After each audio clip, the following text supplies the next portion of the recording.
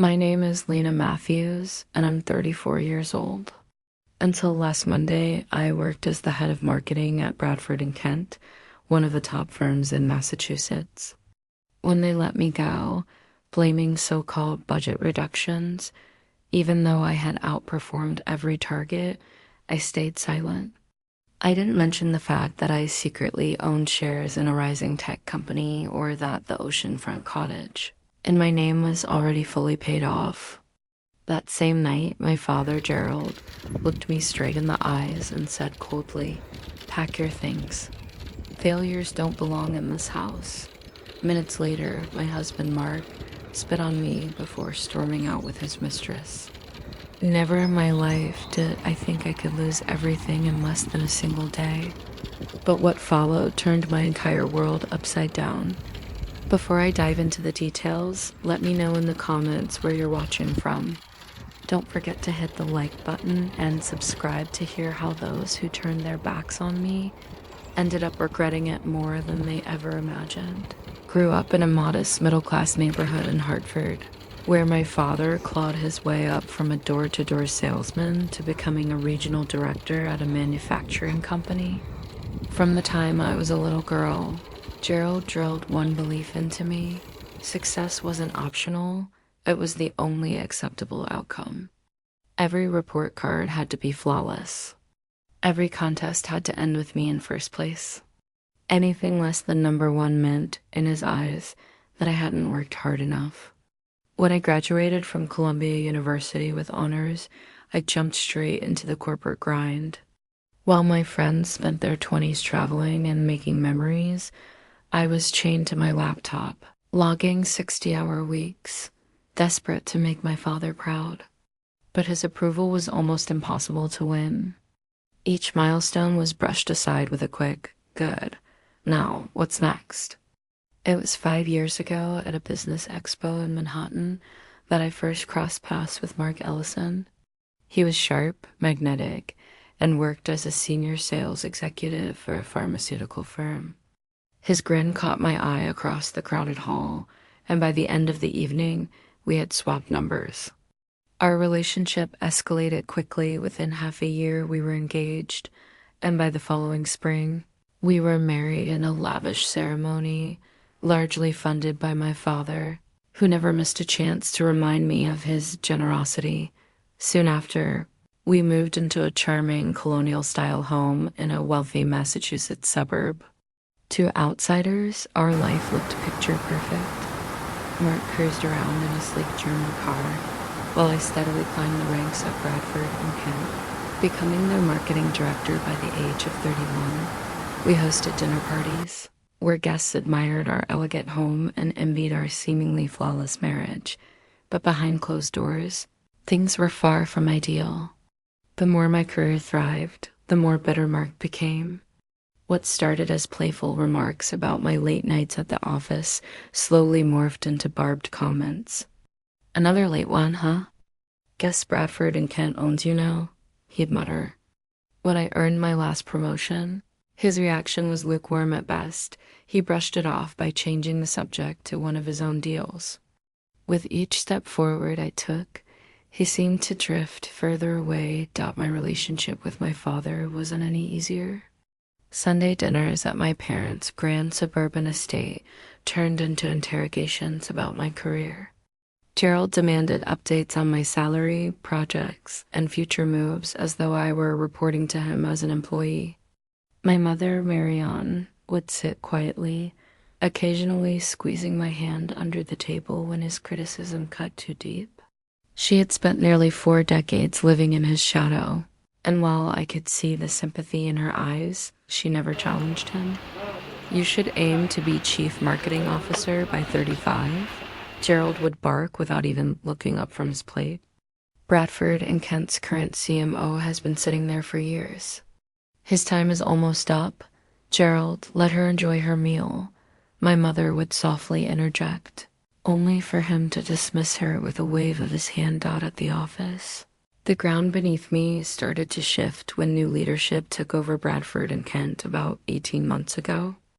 The collaborative environment I had thrived in slowly hardened into something cold and cutthroat. Victor Lang, the newly appointed vice president of marketing and now my direct supervisor, seemed determined to undermine me at every opportunity. Projects I had initiated were abruptly reassigned. My ideas and meetings were brushed aside or interrupted mid-sentence. Then odd things began happening. Presentations I had carefully prepared mysteriously contained glaring errors when pulled up in client meetings. Emails I was certain I had sent vanished from my outbox. Feedback from clients, glowing when I heard it directly, was somehow twisted into lukewarm or even negative reports by the time it reached upper management. Of downsizing circulated through the building.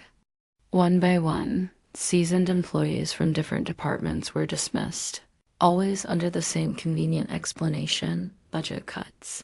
During a coffee break, Carla Jennings, a longtime colleague from the creative team, leaned close to me and whispered, "They're clearing out the old guard. Lena, anyone who was here before the takeover is at risk. They want their own people." What no one at work or in my family knew was that 3 years earlier, my grandfather had left me an unexpected inheritance. We had been incredibly close during my childhood, and unbeknownst to anyone, he had been quietly investing in tech stocks that later skyrocketed. Along with the inheritance came a handwritten note: "Lena, always create your own safety net." Independence is the strongest form of security. Taking his words to heart, I used part of that gift to purchase a seaside cottage in Rhode Island, putting the deed solely in my name. I also invested in a small but promising startup called Blue Wave Digital. What began as a modest investment ballooned into a substantial stake as the company thrived. I told no one, not Mark, not my parents. Mark had always made snide comments whenever I made independent choices, saying marriages shouldn't have secrets. And my father would have either dictated exactly where to put the money or criticized me for not using it to buy a mansion in a more suitable neighborhood. That cottage became my hidden sanctuary, a place I occasionally escaped to under the excuse of work trips or weekend getaways with friends. That private financial cushion remained my carefully guarded secret. I never thought I'd actually have to lean on it. But as the atmosphere at work soured and my marriage frayed further, I found myself thinking about that cottage more and more. What I didn't realize was how quickly everything would unravel, and how soon I'd be forced to rely on the safety net my grandfather had insisted I build. Monday mornings at Bradford and Kent usually started with department-wide meetings, and that particular Monday seemed no different at first. I arrived early, as I always did, organizing my notes for a presentation on the upcoming quarter's marketing strategy. Gradually, my team filed in, but I noticed several unfamiliar faces from human resources mixed among them. One of them was Patricia Keller, the HR director, who almost never showed up at these sessions. A few minutes later, Victor Lang entered, deliberately avoiding eye contact as he sat at the head of the table. Before I could begin, he cleared his throat. His tone was stiff, rehearsed. "Before we start, I have an announcement. As part of restructuring, there are changes happening in the marketing department, effective immediately." My stomach twisted. Then he said the words I'll never forget. "Lena Matthews will be leaving Bradford and Kent today. We thank her for her contributions and wish her well in future endeavors." The room went silent. My colleagues glanced at their notepads, some at me, their faces caught between shock and pity. I froze in my chair. "This is a joke, right?" I finally managed to say. Patricia stepped in smoothly, sliding a folder across the table. "This contains details about your severance and continuation of benefits. We'll need you to collect your belongings today." My voice was steady, though inside I was spiraling. "On what grounds am I being terminated?" "Your position is being eliminated due to restructuring," Patricia replied mechanically.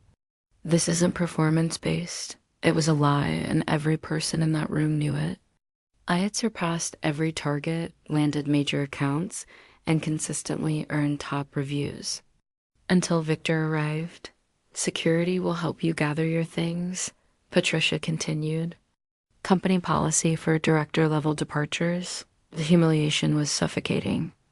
I packed up my office under the watchful eye of a security guard named Daniel, who stood awkwardly by the door, offering me a quiet "I'm sorry," my family photos, industry awards, and the small plan I'd kept alive for 5 years all went into a cardboard box.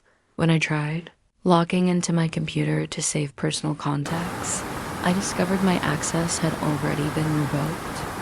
My files, personal photos, documents, everything were gone. They had planned this well in advance. Before I left, Carla slipped into my office and hugged me tightly. Victor's been meeting with clients behind your back for weeks, she whispered. This isn't about budgets. Call me later. The guard escorted me past my colleagues, down the elevator, and into the parking garage. No one met my eyes.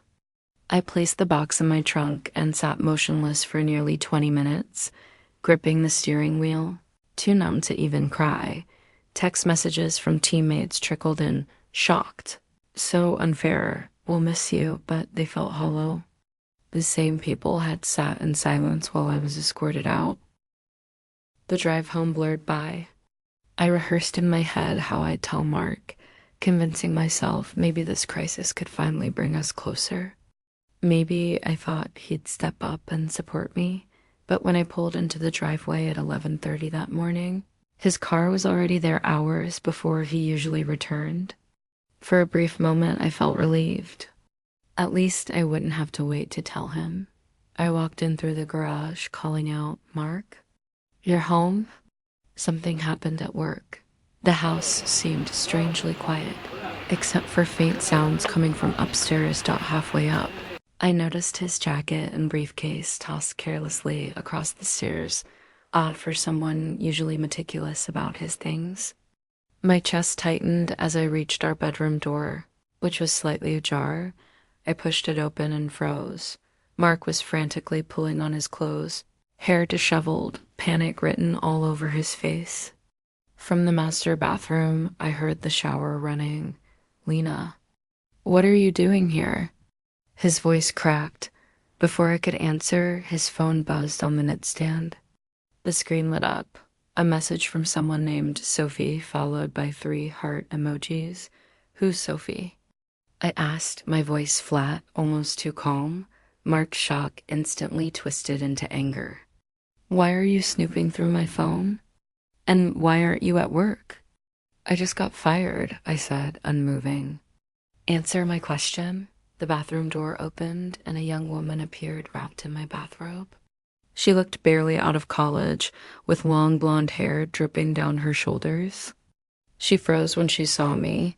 You must be Sophie, I said evenly, surprising myself with how steady my voice sounded. Mark slipped into his salesman tone. Lena, this isn't what it looks like. I cut him off. Really? Because it looks like you're having an affair in our bed, in our home, on a Monday morning when you're supposed to be at work. Sophie scrambled back into the bathroom. Clutching her clothes, Mark's face hardened. His voice turned venomous. This wouldn't have happened if you'd been a real wife instead of a career-obsessed robot. When was the last time you were actually present in this marriage? How long has this been going on? I demanded. 6 months, he shot back without hesitation. Sophie understands me. She makes me her priority. 6 months. Half a year of lies. Every late night at the office, every client dinner, all of it with her. I want both of you out of this house. I said, my hands shaking. Mark sneered. Your house? I pay half the mortgage. And speaking of money, how's that going to work now that you're unemployed? His cruel smirk said it all. He had been waiting for this moment. How did you even know I lost my job? I just found out 2 hours ago, I asked sharply. For a split second, he faltered. Then the smirk returned. I didn't, but I'm not surprised. You've been distracted for months. I stepped closer, voice firm. Get out. We'll sort the house and finances through lawyers. He laughed bitterly. Lawyers? With what money, Lena? You think your daddy's going to bankroll you now that you've failed? You've got nothing without me. Something in me snapped. I grabbed our framed wedding photo from the dresser and hurled it against the wall. The glass shattered across the hardwood floor. Mark's face twisted with rage. He stepped toward me, jabbing a finger in my face. You're pathetic. You have nothing without me. Nothing. Then he did the unthinkable. He spit in my face. Warm saliva slid down my cheek as I stood frozen, stunned. Double quotes, Sophie and I were going to tell you this weekend anyway, he said, yanking a suitcase from the closet and shoving clothes inside. She's moving in with me. We'll put my bonus toward a downtown condo. Sophie emerged, fully dressed, eyes on the floor as she grabbed her purse. You can keep this suburban prison, Mark sneered. I never wanted it anyway. That was your father's idea of success, not mine. Just then, my phone rang. My father's name lit up the screen. Mark glanced at it and smirked. Perfect timing. Daddy calling to rescue his little girl again. I declined the call. Seconds later, a text appeared. Come to the house immediately. Your mother and I need to talk. Mark zipped his suitcase, grabbed Sophie's hand, and turned to me one last time. I'll be back for the rest of my stuff. Don't change the locks if you know what's good for you. And then they were gone. I stood frozen in the bedroom, my world in ruins. My career was gone. My marriage had just imploded in the most humiliating way possible. And now, judging by my father's urgent text, there was more waiting for me. The 20-minute drive to my parents' house in Brookfield gave me little chance to gather myself. At red lights, I dabbed concealer over the dark smudges beneath my eyes, trying to mask the damage of the day. Nothing seemed enough to prepare me for Gerald. Their home loomed at the end of a circular driveway, a sprawling 5-bedroom, colonial perched on 2 acres of manicured lawn. My father had bought it 15 years earlier when he became CEO, a constant monument to his definition of success. My mother, Marianne, opened the door before I even rang the bell. Her eyes carried both sympathy and warning as she whispered, "He's in the study. And your brother's here too." Ethan, my younger brother, had always played mediator in our family, walking the thin line between my father's impossible standards and reality. He worked at Gerald's company, carefully navigating the nepotism while trying to maintain his independence. I found them in the study, my father sitting tall behind his mahogany desk, Ethan perched uneasily on the leather sofa. Neither rose to greet me. "Sit down, Lena," Gerald ordered, gesturing toward the chair opposite him like a boss calling in an underperforming employee. "I'd rather stand," I replied, summoning what little strength I had left. His jaw tightened. "I got a call from Victor Lang this afternoon. He and I have been golf partners for years. He informed me you were let go from Bradford and Kent. He claims they've had concerns about your performance for months." The words sliced through me. So that's why Victor had felt so untouchable. My father had been feeding him power. From behind the curtain, that's not true, I snapped. I was their top performing director. This wasn't about my work, it was politics. Gerald waved his hand dismissively. There are always 2 sides. The real issue is, what's your plan? Plan. The word stung. No sympathy, no comfort, no pause, just demands. "Dad, I lost my job 6 hours ago. Forgive me if I don't have a fully formed plan yet." He rose from his chair, towering over me. "And this is exactly your problem, Lena. You never think far enough ahead. Success requires anticipation of obstacles." My mother entered just then, carrying a tray of coffee, a peace offering she had rehearsed 1,000 times.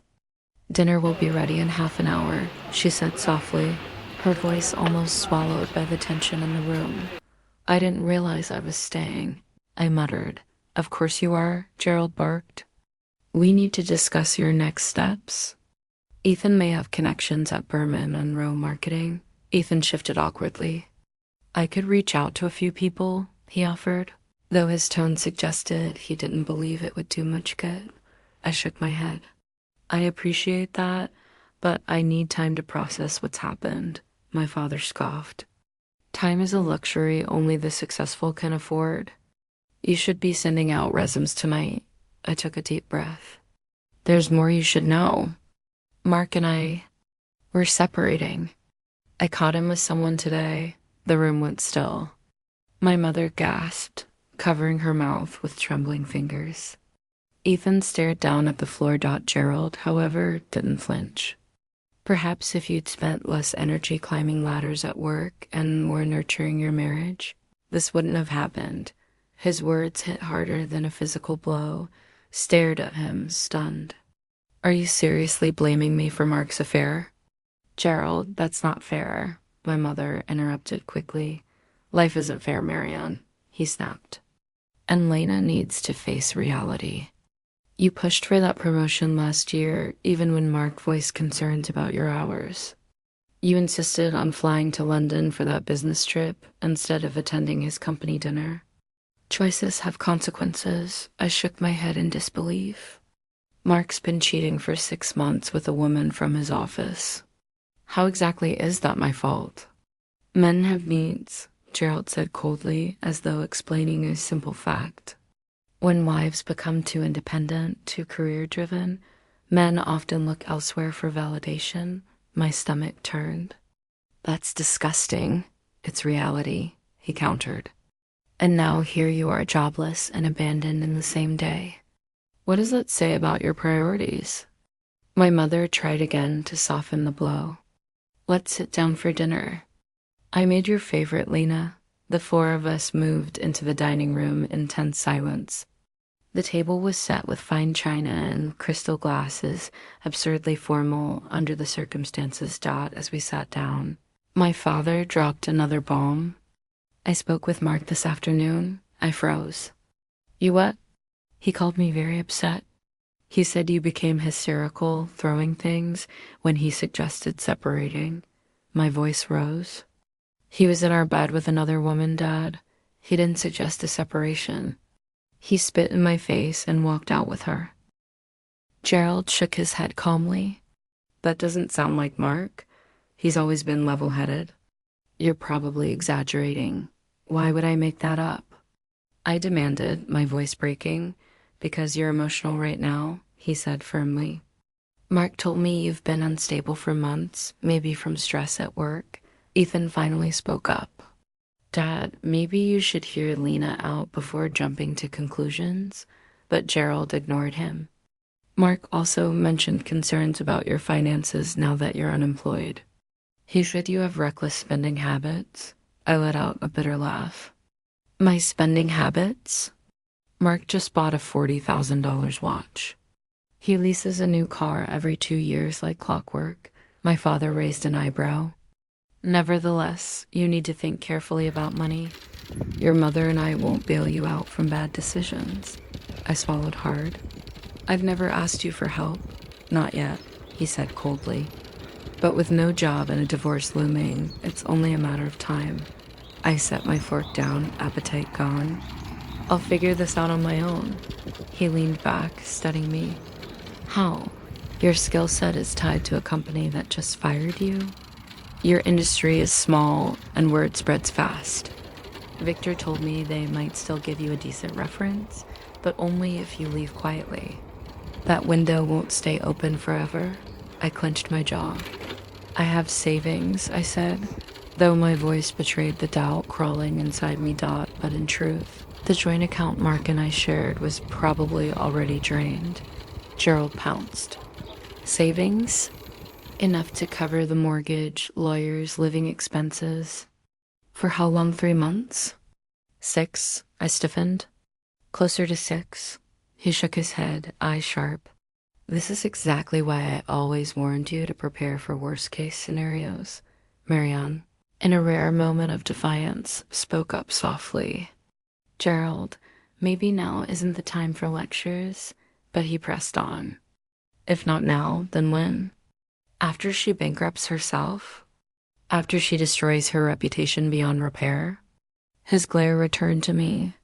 You have 1 week, Lena. 1 week to secure a new position equal to the one you lost.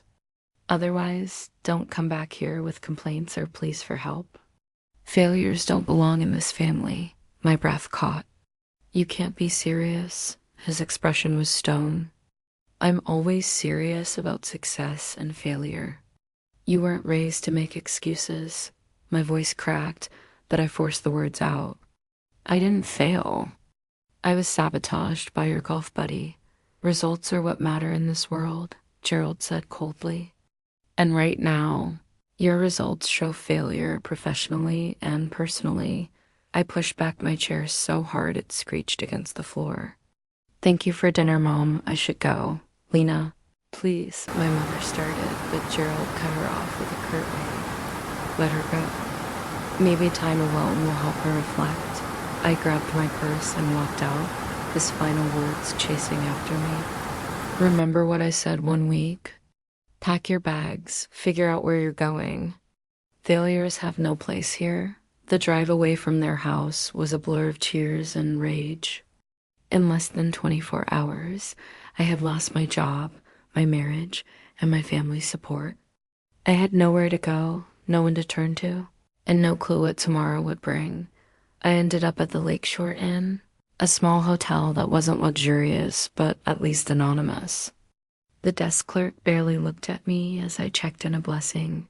Considering my red-rimmed eyes and disheveled hair, room 212 would be my refuge for the night, maybe longer.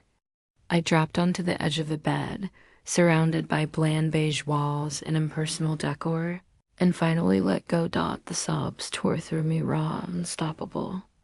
I cried for my lost career, for the betrayal of my marriage, for the cruelty of my father, and for my mother's silence. I cried until my throat was raw and my body ached from it. When the storm inside me finally calmed, I reached for my phone. 3 missed calls from Rachel, my college roommate, and one of the few friendships I'd managed to keep alive despite my workaholic lifestyle. 2 from Maya, my neighbor who had become a confidant, and 1 text from Ethan. Dad was way out of line. Call me if you need anything. I dialed Rachel first. The moment I heard her voice, the tightness in my chest loosened. Lena, where are you? I've been calling for hours. I'm at the Lakeshore Inn, I croaked, voice hoarse from crying. Everything fell apart today, Rachel. Everything. I know about Bradford and Kent. Carla called me. What they did was garbage. Absolute garbage. You deserve better. You know Carla? I asked, surprised. We met at your holiday party last year and kept in touch. She said the whole office is in shock. I swallowed. Mark was cheating. The words came out flat, mechanical. I caught him today. And my father basically told me I deserved it. Rachel gasped. That absolute bastard? Which one? I muttered bitterly. Both. She shot back without hesitation. Stay put. I'm coming. Maya's with me. We'll be there in half an hour. True to her word, Rachel showed up with Maya carrying an overnight bag. They brought wine, chocolate, and the kind of unwavering support I didn't even realize I needed. For the first time all day, a flicker of comfort broke through the despair. You need a lawyer immediately, Maya said firmly. She had gone through a divorce 2 years earlier and knew the battlefield well. Mark's going to come after everything, and he won't play fair. A name surfaced in my mind. Diane Carter. She helped me set up the cottage purchase and the Blue Wave investment. I trust her. Rachel's eyes widened. You have a cottage. I froze, realizing I'd never told them about the inheritance or the investments. I had gotten so used to keeping them secret, even from my closest friends, that had become second nature. My grandfather left me money, I explained quietly. I used it to buy a place in Rhode Island and invested in a tech startup. Mark doesn't know. Neither does my family. Maya smiled for the first time that night. Lena Matthews, you genius. That might just be your lifeline right now. As they ordered room service, I opened my laptop and began tallying what I had left versus what I had lost. Lost a 60-hour-a-week job, my marriage, my parents' support, my house at least partly, and my sense of safety. Still mine, a Rhode Island cottage under my name only. A valuable stake in Blue Wave Digital, my education, my experience, and apparently friends who would show up for me in my darkest hour. For the first time that day, I felt the faintest spark of hope that I pulled up the documents for Blue Wave Digital. My original $50,000 investment taken from my grandfather's inheritance had multiplied dramatically as the company grew. According to the latest valuation, my stake was worth over $2 million on paper. And the seaside cottage I'd bought for $400,000 had likely appreciated as well. You need to protect these assets before Mark finds out, Maya warned. Call Diane first thing tomorrow. While scrolling through my emails, one caught my eye. It was from Lydia, my former assistant at Bradford and Kent, sent only hours after I was escorted out. Victor wiped your files. But I backed everything up last week when things started feeling off. I've got all your work, your client list, and proof he took credit for your Phillips campaign. Call me. Loyal, detail-oriented Lydia. I'd always appreciated her sharpness, but I hadn't realized how invaluable it would become. Then I spotted another email from Carla. Check your junk folder for messages from David Norris over the past 3 months. Victor's been rerouting your emails. David Norris, our biggest client. Heart pounding, I opened my junk folder and found dozens of emails from him. Wondering why I'd gone silent, confused by sudden changes in strategy, Rachel leaned over my shoulder. They sabotaged you, Lena? They isolated you from your clients on purpose? I nodded grimly. And Victor's been feeding information to my father for months. No wonder Dad was so quick to believe the worst about me. Before I could process it all, my phone buzzed again. A new message from Mark. Checked our joint account. Needed funds for upcoming expenses. We can discuss asset division with lawyers. I rushed to log in. My stomach dropped. Every cent of our $45,000 balance was gone. Can he do that? Rachel asked up my side. Legally, yes. It's a joint account, but a judge will take it into account during divorce. Document everything.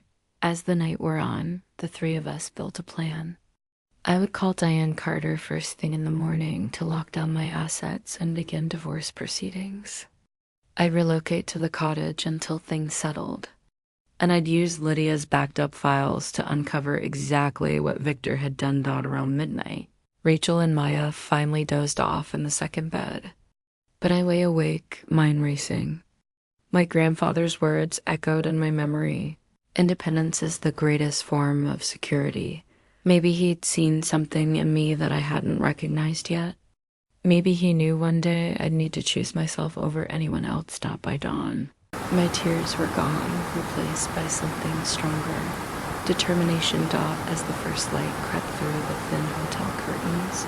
I sat on the edge of the bed and made 3 promises to myself. 1, I would rebuild my life on my terms, not my father's, not Mark's, not anyone else's. 2, I would never again shrink myself to make someone else feel bigger. And 3, I would carry this moment of rock bottom with me, not as shame, but as proof of how far I would rise. I grabbed my phone and dialed Diane Carter's office. Her voicemail picked up and I left a steady message. Diane, this is Lena Matthews.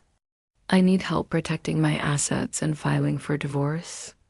I may also have a wrongful termination case. Please call me back as soon as possible. Next, I texted Lydia. Can we meet today? I need those files.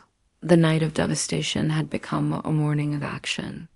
For the first time in years, I was moving not to please my father, not to keep Mark happy, but for myself.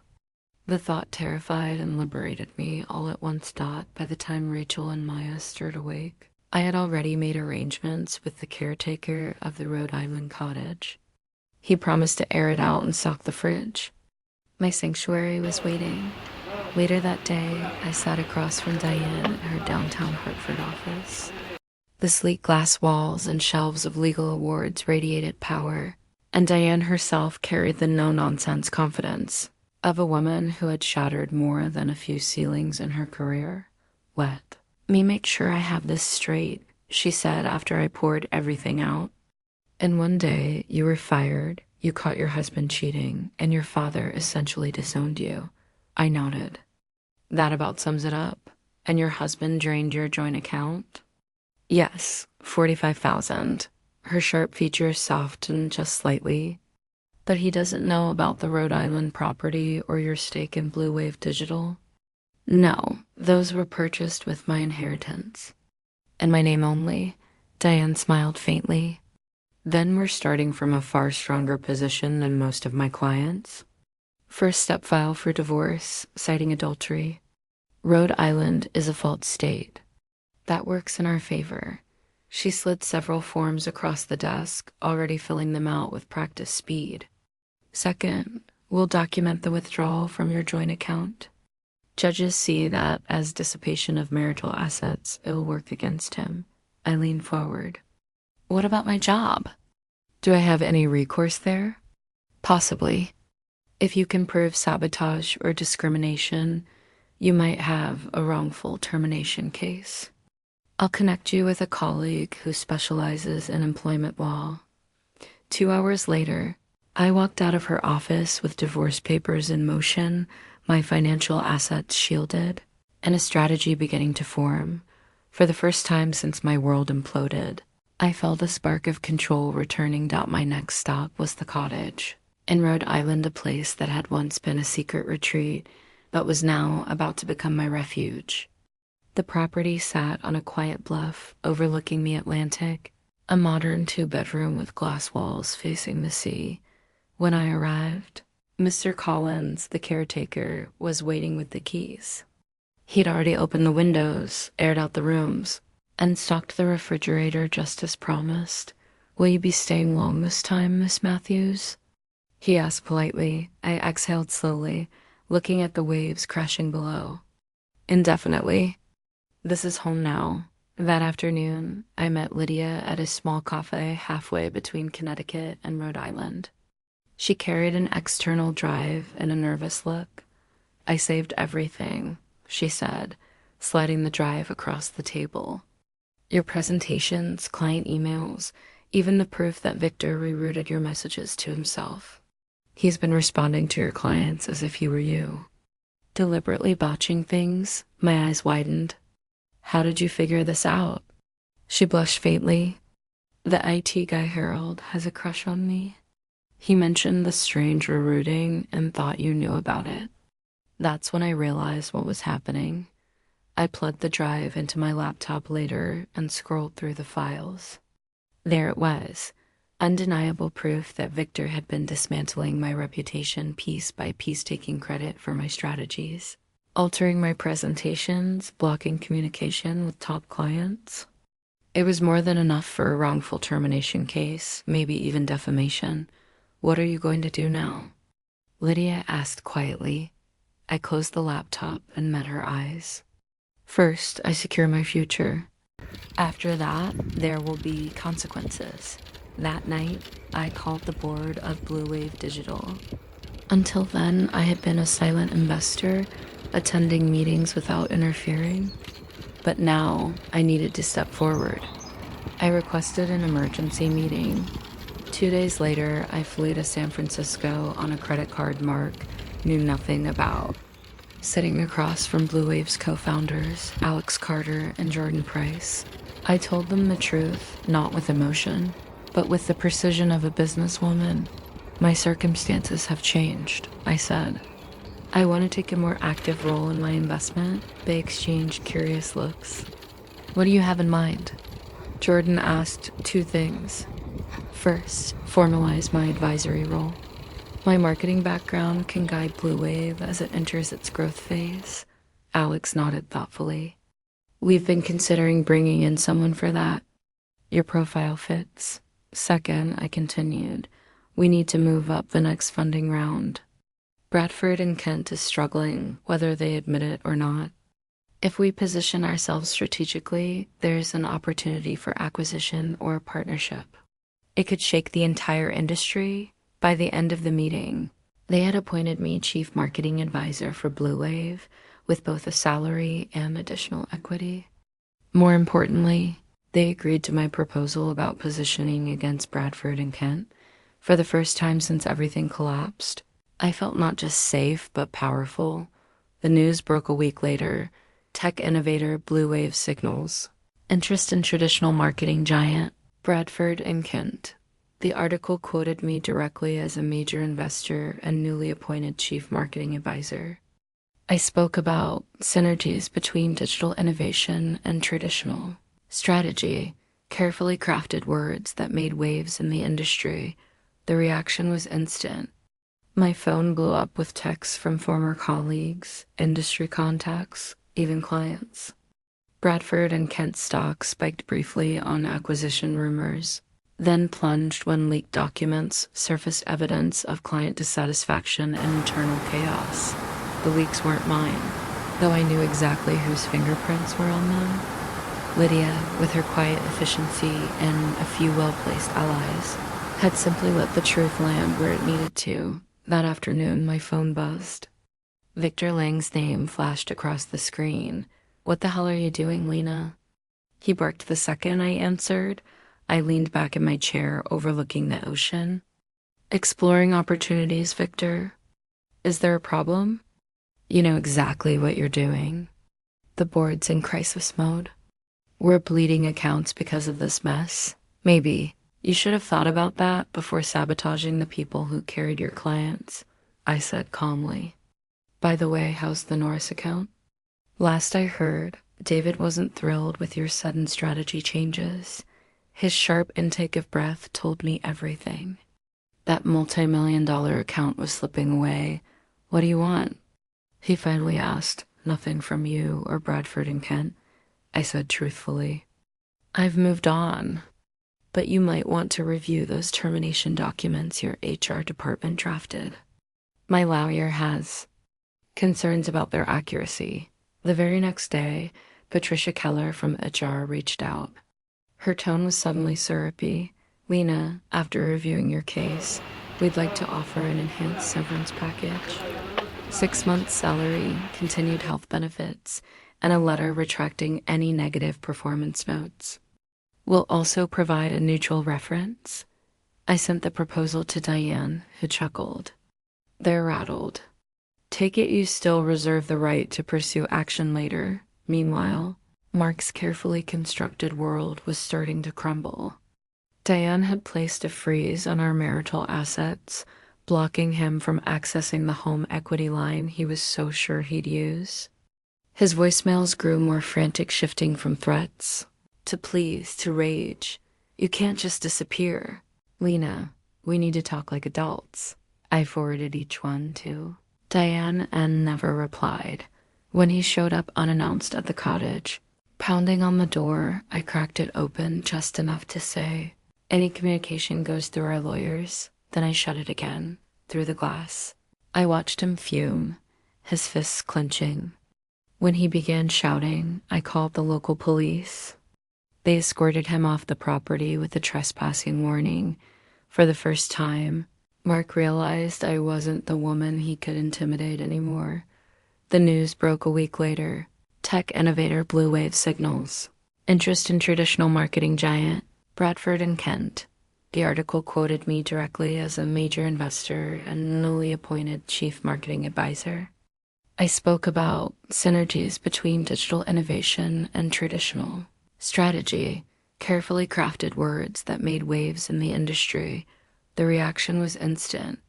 My phone blew up with texts from former colleagues, industry contacts, even clients.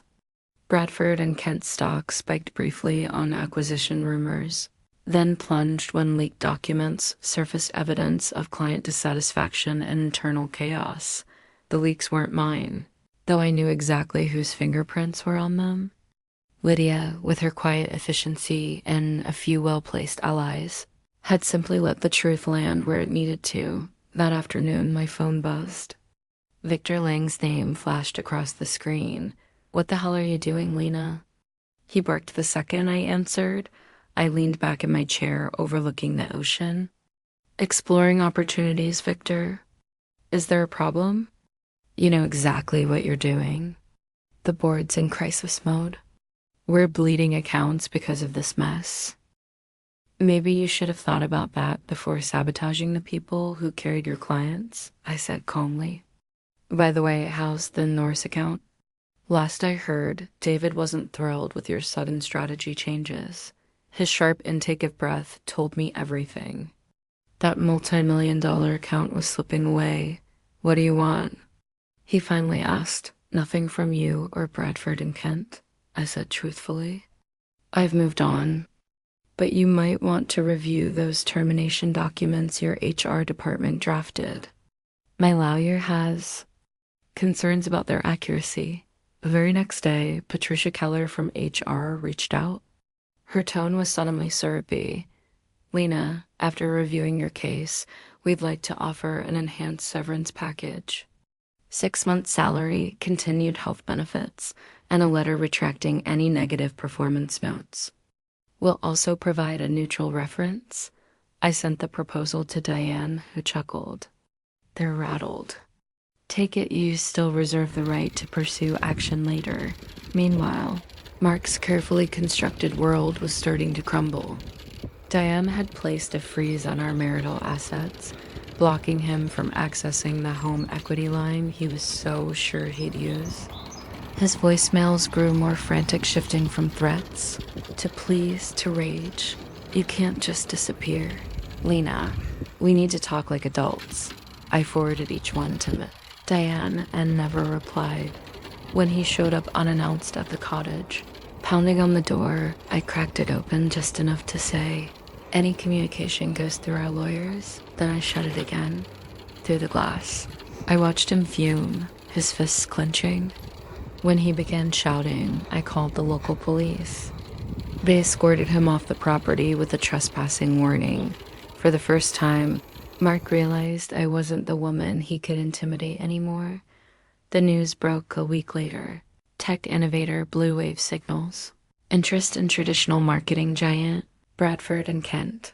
The article quoted me directly as a major investor and newly appointed chief marketing advisor. I spoke about synergies between digital innovation and traditional strategy, carefully crafted words that made waves in the industry. The reaction was instant. My phone blew up with texts from former colleagues, industry contacts, even clients.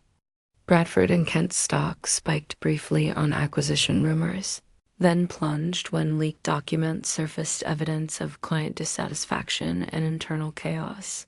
The leaks weren't mine, though I knew exactly whose fingerprints were on them. Lydia, with her quiet efficiency and a few well-placed allies, had simply let the truth land where it needed to. That afternoon, my phone buzzed. Victor Lang's name flashed across the screen. "What the hell are you doing, Lena?" He barked the second I answered.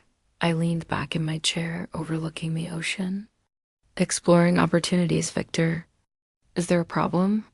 "You know exactly what you're doing. The board's in crisis mode.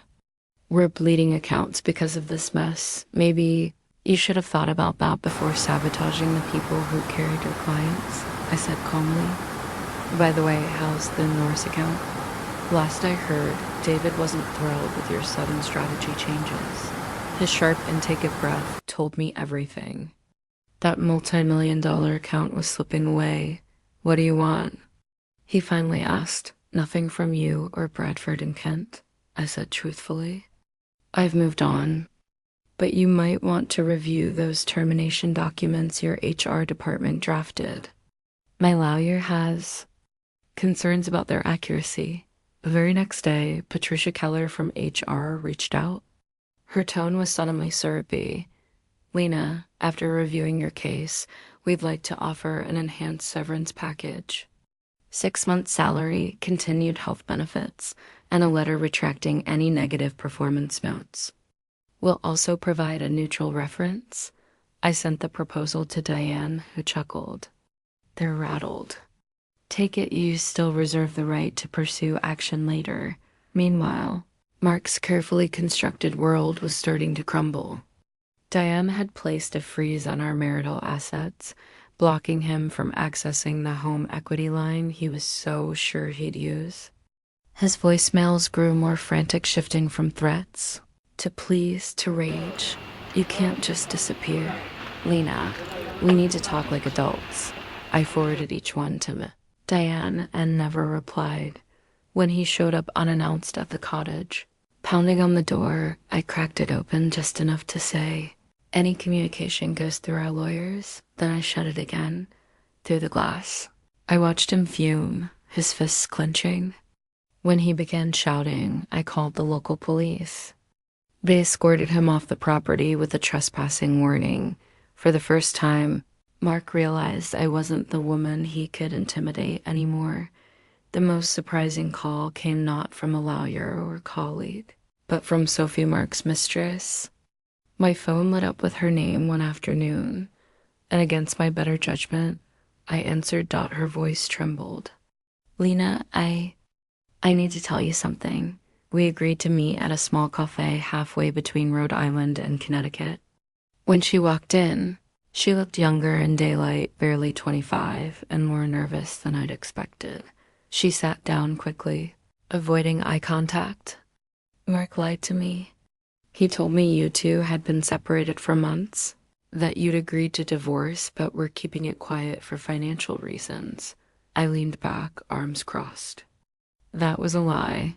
Her shoulders sagged. I know that now. She slid a folder across the table. He also has a gambling problem. These are credit card statements I found in his apartment. He's been hiding them from you. I opened the folder. My stomach twisted. Over $70,000 in cash advances at casinos, racked up in less than a year. Why are you showing me this? I asked cautiously. Her voice hardened. Because he used me too. When I confronted him about lying, he turned on me angry, manipulative, even threatening. I refused to let him trap me the way he trapped you. I nodded slowly, recognizing the cycle. Thank you for this, Sophie. You've given me more than you realize. I handed the folder to Diane that evening. She scanned the statements, eyes narrowing. This will make him look even worse in court. Financial deception tied to gambling judges don't look kindly on that. 3 weeks after, what I had begun calling the collapse, another knock came at my door. This time, it was my father. He stood on the porch, looking strangely uncertain. Your mother's worried about you? He said stiffly. I crossed my arms. I'm fine. You haven't been returning calls. I've been busy rebuilding. The life that fell apart while you were busy golfing with Victor. His eyes widened, caught off guard. You know about that? I know a lot of things now, Dad, like how you undermined me by feeding Victor information, or how quickly you chose to believe Mark's lies instead of your own daughter. His face tightened. That's not fair. I only wanted what was best for you. I shook my head. No, you wanted control. You always have. You controlled Mom for decades. And when I started succeeding on my own, you couldn't stand it. He flinched, uncharacteristically shaken. I was trying to motivate you by telling me failures don't belong in this family. By siding with a cheating husband over your own child. That's not motivation, Dad. That's cruelty. For the first time in my life, I saw him speechless. If you want to be part of my life going forward, I said firmly, things will be different. I make my own choices now. I define my success. And I won't accept disrespect even from you. I closed the door, leaving him standing on the porch, waves crashing in the distance. Through the window, I watched him hesitate, then finally retreat to his car and drive away. Minutes later, my phone buzzed. A text from my mother. "I'm proud of you, more than you know." After my father's visit, the cottage grew eerily quiet. But in that silence, I felt something new space. Space to breathe, to think, to finally put myself first. 2 weeks later, the headlines confirmed what I had been waiting for. Bradford and Kent reeling as major clients withdraw amid executive shakeup. 3 of their biggest accounts had walked away, citing poor communication and mismanagement. The Norris account, worth millions annually, was the first to go. Soon after, the board ousted Victor Lang along with several senior executives. An internal audit had uncovered doctored reports, falsified client feedback, and evidence of deliberate sabotage. Even Patricia Keller from HR resigned, fearing legal exposure. When Carla called me, she didn't bother hiding her satisfaction. "It's chaos in there, Lena. Absolute chaos. The board's scrambling, employees are fleeing, and guess who's being blamed for the client losses? Victor." The truth finally caught up to him. I smiled faintly, staring out at the Atlantic from my deck. Sometimes justice doesn't need our help, it just needs time. But as Bradford and Kent unraveled, I was building something new. I'd officially launched Matthews Strategic Consulting out of the cottage's spare bedroom. Within 2 weeks, I'd signed 3 clients, including David Norris himself, who wasted no time in leaving Bradford and Kent to work directly with me. I hired a virtual assistant to handle scheduling, turned the guest room into a sleek home office, and slowly felt my confidence returning. Meanwhile, Diane updated me on the divorce proceedings. "Mark's lawyer reached out," she said. "He's eager to settle quickly. The gambling debts were worse than we thought, and he needs cash fast. He's offering to walk away from any claim to your assets or the cottage in exchange for $50,000 and debt forgiveness." I raised an eyebrow. "That's it. It's more generous than most in your position get." "He knows he's cornered." I'd advised taking it clean, fast, final. I agreed. And just like that, my marriage ended in a settlement that cost me far less than I had feared. That evening, I sat on my deck, the sound of waves crashing against the rocks below. I had a consulting firm taking off, a safe home by the sea, loyal friends at my side, and the toxic chains of my old life finally loosening. For the first time in a long time, I felt not broken, but free. 6 weeks after what I now thought of as the collapse, I stood on the deck of my cottage, a steaming mug of coffee in my hands, watching the sun rise over the Atlantic. The stillness of those mornings had become my sanctuary, a place to reflect on just how far things had shifted. My phone buzzed with a news alert. Bradford and Kent stocks plummet as clients abandon ship. I scrolled through the article, and there it was, confirmation of everything I'd anticipated. 3 major clients had withdrawn, citing fractured relationships and poor strategic direction. The Norris account, worth $7 million annually, was the first to walk away. The piece went on to report that Victor Lang, along with several senior executives, had been terminated after an internal investigation uncovered unethical practices and doctored reports. I hadn't leaked those documents, but I knew exactly who had. Lydia, with her quiet brilliance and her subtle network, had made sure the truth found daylight. Minutes later, my phone rang. Carla's voice spilled out, bubbling with energy. "Have you seen the news?" "Just reading it now," I said, smiling faintly. "What's it like inside?" "Pure chaos," she replied. The board brought in auditors. They found Victor had been falsifying client feedback and rerouting your emails for months. And Patricia from HR, she resigned yesterday. She didn't want to be dragged into the legal mess. I leaned against the railing, the sea breeze cool against my face. Justice had a sweetness all its own, especially when it came through natural consequences instead of revenge. Carla went on. "They offered me a promotion, but honestly, I'm considering leaving." "Actually," she hesitated. I was wondering about Blue Wave. Their approach is fascinating.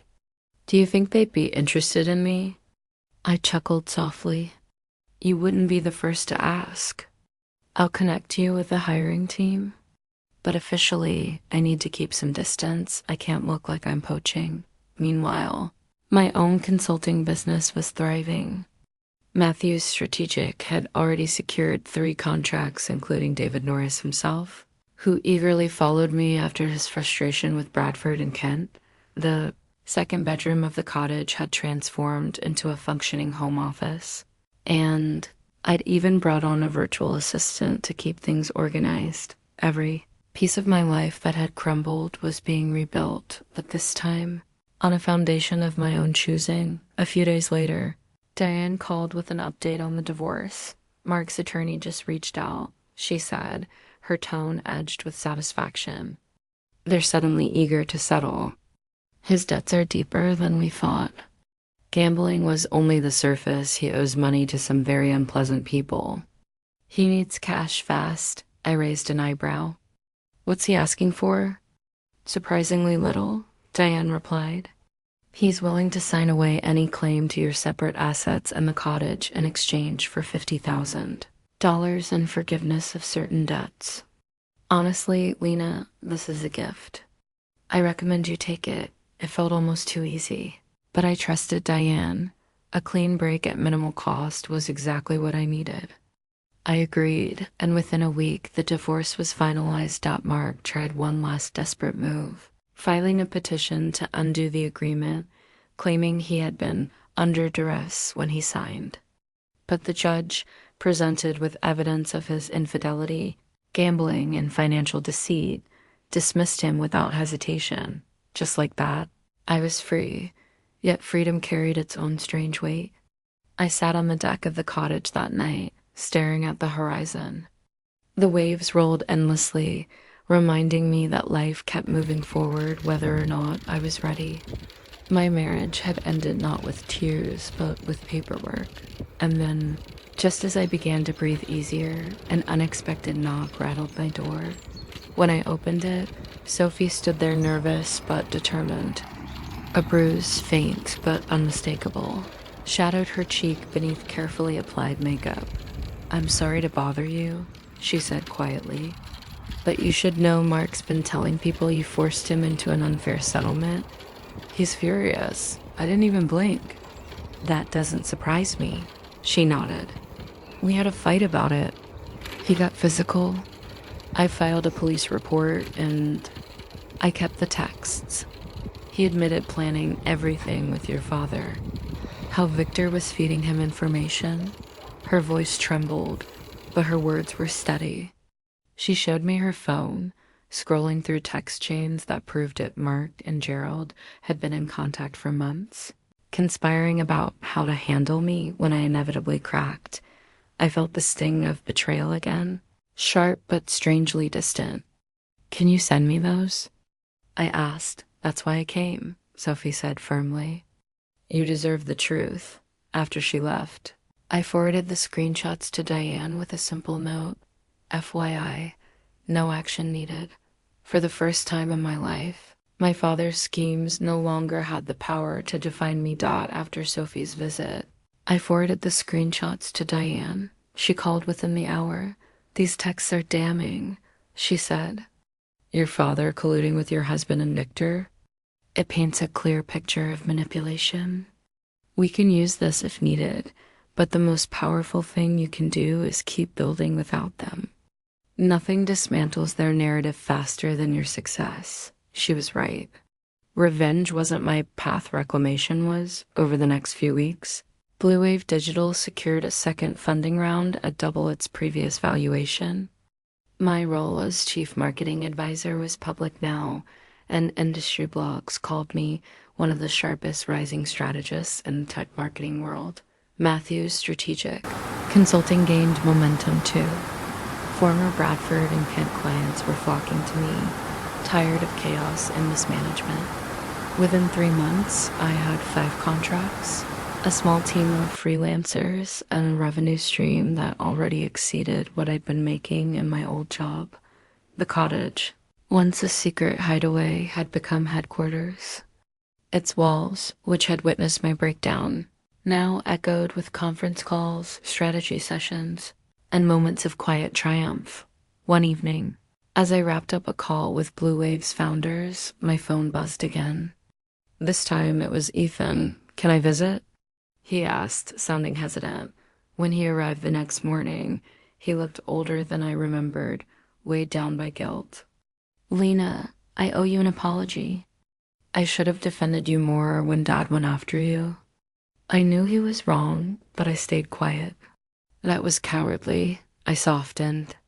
"You were stuck in his orbit, Ethan. We all were." He nodded. "But I see it now, how toxic it's been. I'm quitting his company. I want to build something of my own. Maybe we could even collaborate one day."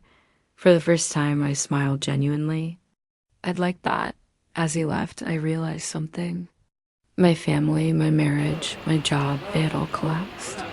But in the rubble, I had built something sturdier, truer, and completely mine. And for the first time in years, I no longer feared being called a failure. Because failure wasn't the end of my story, it was the beginning of my freedom. And the pieces of my life settled into a new rhythm. The cottage had transformed into both a home and headquarters. Mornings began with coffee and sunrise over the ocean. Afternoons disappeared into strategy calls with clients. Evenings closed with a soft crash of waves instead of the sharp edge of criticism or betrayal. One crisp morning, I received an unexpected email from a major industry publication. "We'd like to feature you in our upcoming series on women redefining marketing." The article, published a week later, painted me as a visionary who had left corporate politics behind to build something leaner, smarter, freer. It was flattering, though what mattered most wasn't the praise. It was the validation that I had finally stepped into my own story. Not the one my father wrote for me or the one Mark tried to trap me in. Not long after, my mother called. Her voice trembled as she said, "I read the article. I showed it to your father.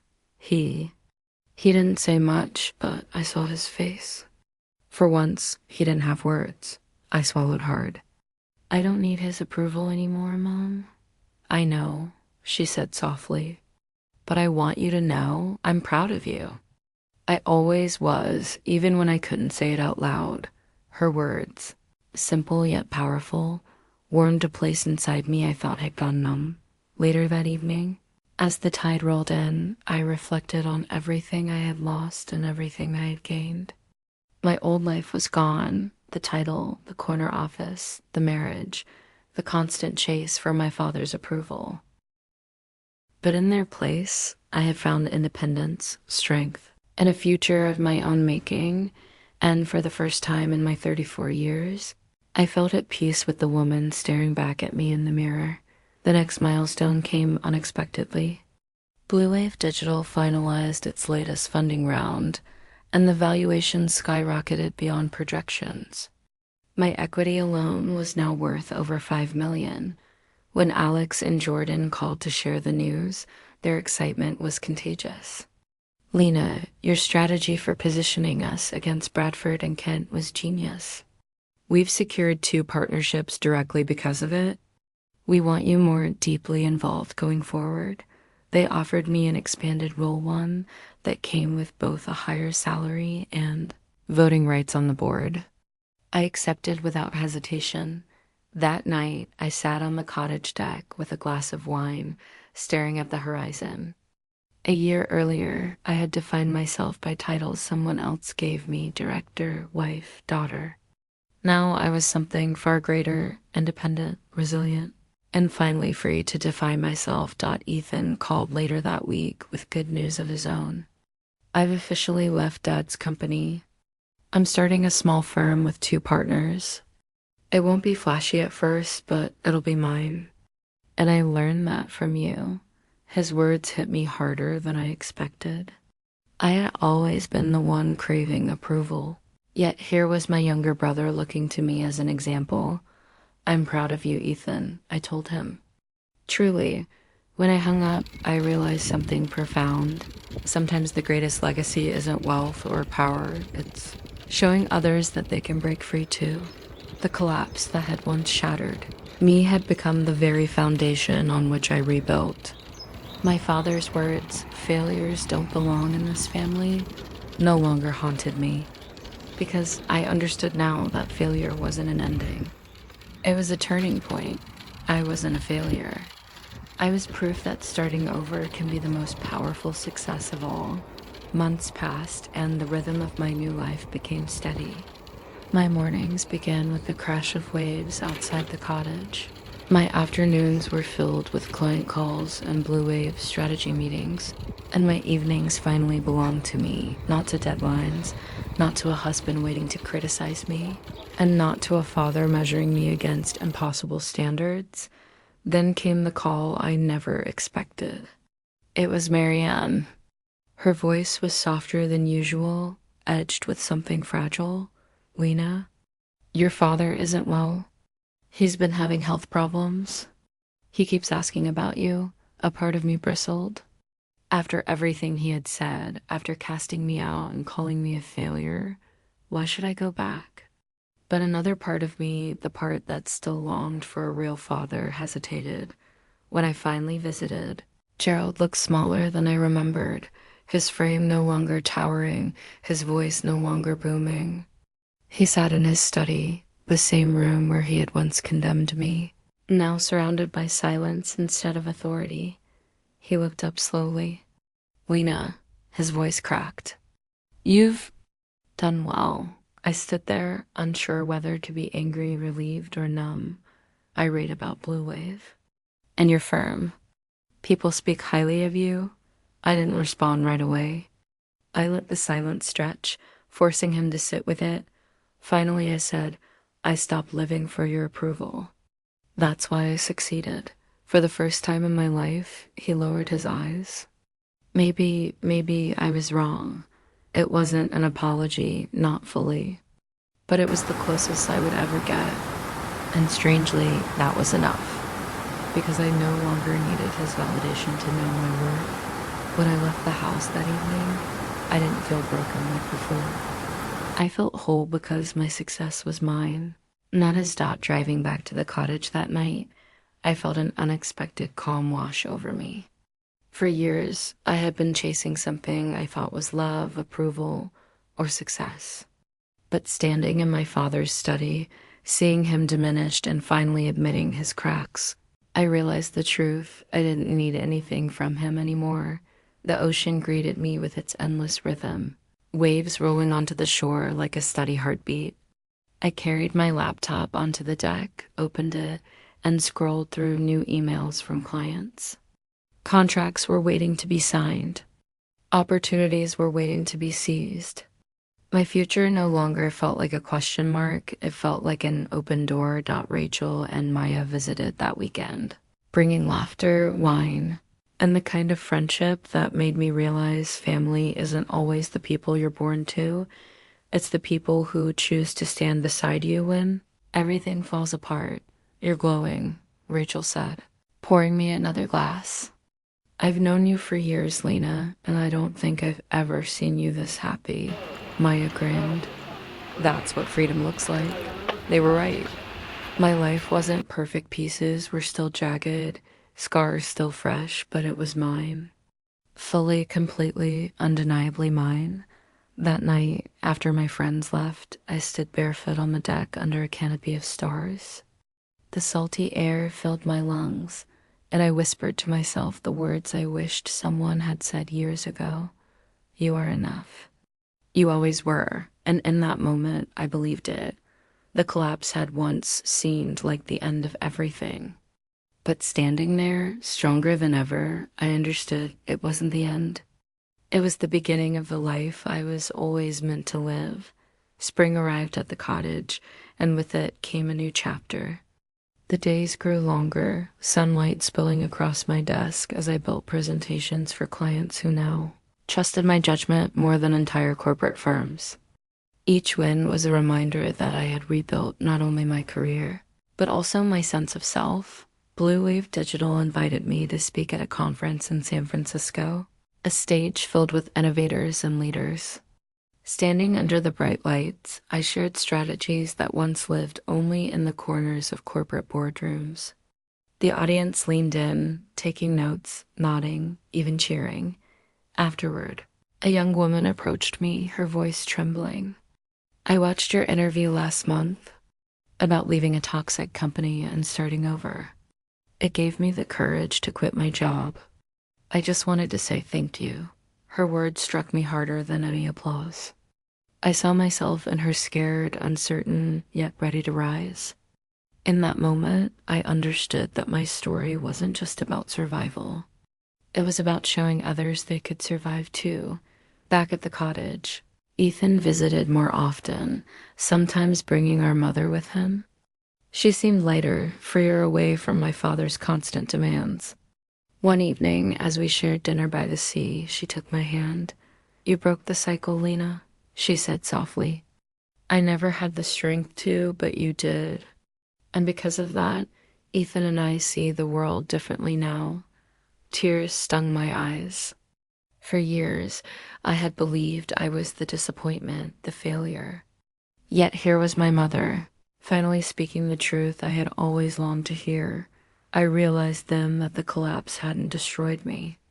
It had freed me, and in some ways, freed them too. As summer rolled in, the cottage no longer felt like a refuge from disaster. It felt like the center of something entirely new.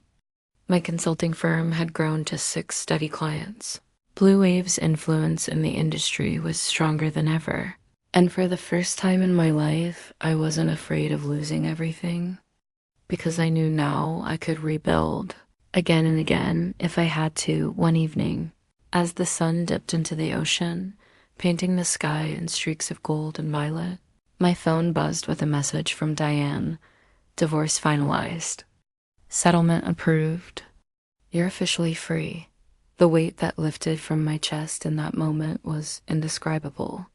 No more lawyers, no more signatures, no more waiting for the other shoe to drop. Mark was no longer a part of my story. Sophie reached out once more, this time to tell me she had left the city and was starting fresh in a small town up north. "Thank you," she said simply. "If you hadn't shown me what strength looks like, I don't think I would have had the courage." It struck me then how far-reaching the impact of one person's choice can be. By standing up, by refusing to break, I hadn't just saved myself. I'd sparked change in others too. Months later, I received an invitation to an awards dinner in New York. Blue Wave was being honored as one of the year's most innovative startups, and I was asked to accept on behalf of the team. As I stood at the podium, lights blinding, applause filling the ballroom, I thought back to that night in the hotel when I cried myself empty, convinced I had lost everything. If only that broken version of me could see this moment. I spoke honestly. Success isn't about never falling. It's about standing back up when you do and realizing that sometimes the fall is the very thing that pushes you toward where you're meant to be. The audience rose in a standing ovation. But the real victory was internal. I no longer felt like a fraud or like a woman living in anyone's shadow. I felt like myself, whole, strong, and free. That fall, Ethan visited again. This time he brought news. His small firm had landed its first big client. His pride was written all over his face. "I couldn't have done this without you," he admitted. Seeing you rebuild gave me the courage to try. I hugged him tightly. "You did this, Ethan. Don't ever forget that." Later that night, after he and Mom left, I sat by the fire pit outside, the ocean wind cool against my skin. My life was nothing like the one I had imagined a year earlier. No corporate title, no perfect marriage, no shiny approval from my father. And yet, it was better. More authentic. More mine. Sometimes I think back to that day, the day I lost my job, my husband, and my father's support all at once. It felt like destruction. But now I see it for what it really was. Liberation. Losing everything stripped me down to the truth. It forced me to stop living for other people's definitions of success and start living for my own. It pushed me to discover that independence isn't loneliness, it's strength. And that failure isn't the opposite of success, it's often the doorway to it. If you're listening to this, maybe you're standing in your own collapse right now. Maybe you've lost a job, a relationship, or the approval you thought you needed to survive. If so, let my story be proof. You can rise again, stronger, smarter, for your dot, because sometimes the night you lose everything is the night you finally begin to live.